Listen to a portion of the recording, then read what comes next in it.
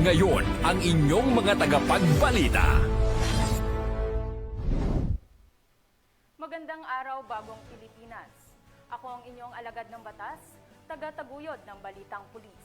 Patrolwoman Evelyn Tirumabi mula sa Regional Mobile Force Battalion ng NCRPO. Maghahatid sa inyo ng tamang balita, kwento ng pulis at serbisyo para sa mamamayan. At ito ang PNP News Online. Ang pangunahing balita ng Police News Network, alagad ng batas, taga-taguyod ng Balitang Pulis.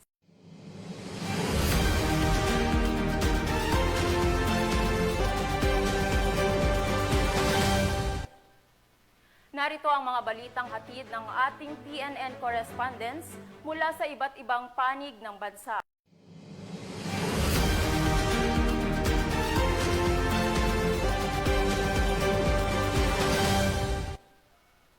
Inaresto ng Mandaluyong City Police ang isang top 3 most wanted person na nahaharap sa kasong anti-trafficking in persons matapos isilbi ang warrant of arrest laban sa suspect sa isang hotel sa Mandaluyong City.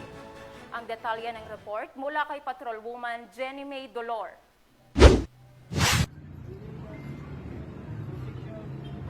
Arestado ang top 3 most wanted person station level ng Mandaluyong City Police Station na kinilalang si alias Edison, 31 anyos. Nang lapitan siya ng mga nagpakilalang pulis at inihain ang warrant of arrest nito na inisyo ng RTC Branch 279 Mandaluyong City. Nahanap at naaresto itong akusado sa isang hotel sa May Kalentong, Barangay Pagasa, Mandaluyong City ng mga tauhan ng Mandaluyong City Police Station Intelligence Section. Si alias Edison ay nahaharap sa paglabag sa Section 4, Paragraph E in relation to Section 6, Paragraph A of RA 9208 o ang Anti-Trafficking in Persons Act of 2003. Matapos basahan ng kanyang karapatan ay maayos namang sumama sa mga otoridad ang akusado. Sa ngayon ay nasa kustodiya siya ng Mandaluyong PNP para sa kaukulang disposisyon habang hinihintay ang nakatakdang araw ng pagdinig ng kanyang kaso sa korte.